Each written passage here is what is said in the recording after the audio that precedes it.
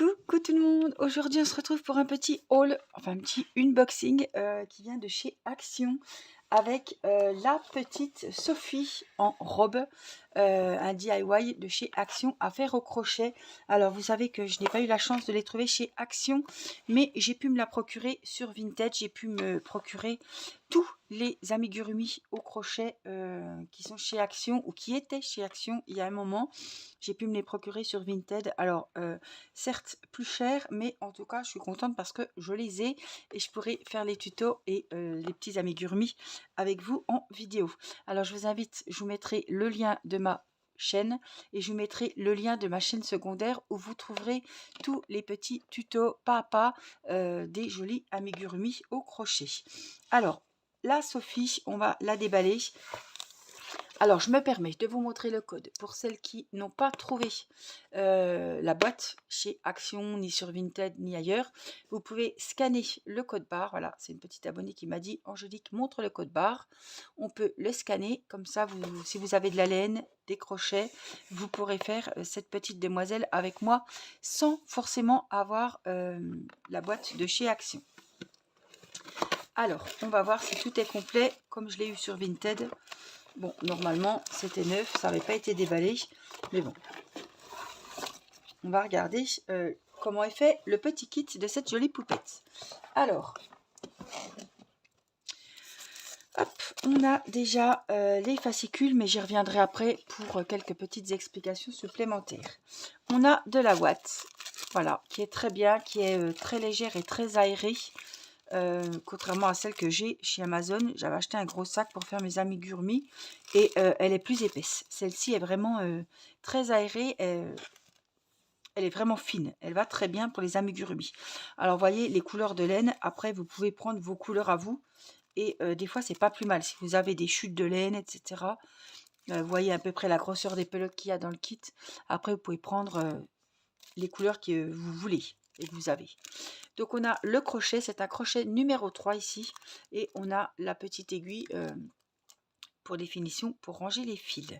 Alors pour ce kit, vous aurez besoin évidemment en plus d'un ciseau et de quelques ou de un petit marque-maille. Voilà, c'est ce genre de petit bidouillou. Vous pouvez prendre un trombone, un petit fil de laine pour marquer vos mailles, parce que les amigurumi, ça se travaille en circulaire et on n'a pas des débuts de rang comme si vous travaillez horizontalement. Donc voilà, il faut des petits marqueurs, mais si vous n'avez pas, vous prenez un petit fil de laine, vous faites un petit nœud à la première maille et ça fera très bien l'affaire. Et puis évidemment, un ciseau et puis l'aiguille qui est fournie. Et un crochet numéro 3. Voilà les couleurs de pelote. Alors, ça c'est pour la poupette. Donc c'est un petit camel crème assez clair. Mais bon, si vous voulez la faire en ton rose, comme j'aurais fait une poupée, vous pouvez prendre un petit rose pâle, rose, voilà, rose couleur peau. On a ça, c'est pour les petits nœuds dans les cheveux, les petites chaussures, les petites décos de la robe. On a du blanc pour les petites chaussettes. On a du bordeaux pour la robe qui va être celle-là. J'adore cette couleur avec le rose comme ça. Ça va super bien. Et puis, on a du marron pour la chevelure. Voilà. Qui va être, je pense, gâteau. Hein. Et puis, on a un peu de noir ici pour les yeux. Mais vous pouvez mettre des yeux sécurisés hein, si vous voulez. Voilà pour cette poupette. Alors, ça, c'est le matériel. Je vais vous montrer hop, les explications qui sont fournies. Alors, vous en avez deux parce que c'est en toute langue. Donc, il nous faut trouver tout simplement le français. En principe, c'est vers la fin. Donc, ça ne doit pas être celui-là. Je pense que c'est celui-ci.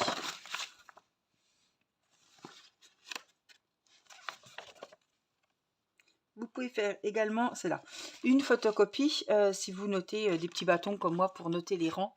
Après, c'est, voilà, je ne sais pas comment vous travaillez, mais moi, je travaille comme ça. Alors, le français.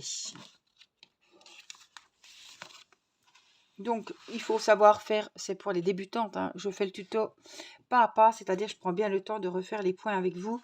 Il faut savoir faire le nœud coulant, la boucle de montage réglable si vous voulez, des chaînettes de mailles en l'air, des mailles en l'air, des mailles coulées, des augmentations, des diminutions.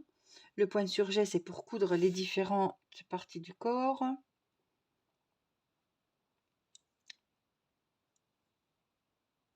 Piquer dans les boucles, voilà.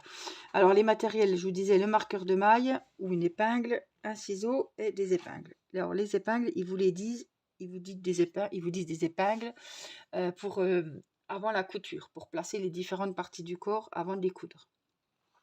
Donc les abréviations et les termes utilisés, email, maille en l'air, c'est à chaque début de rang, on doit faire une petite maille en l'air, donc c'est une maille chaînette, hein, une maille de la chaînette pour prendre de l'ampleur et monter les rangs. Voilà, pour que ça soit un peu plus, qu'on grossisse les rangs.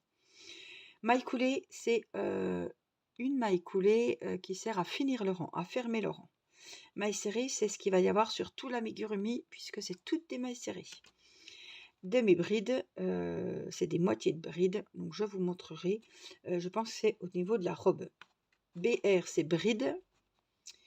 DB, alors double BR, c'est double bride, donc c'est 2 fois une bride. On monte de 2 fois la bride de hauteur.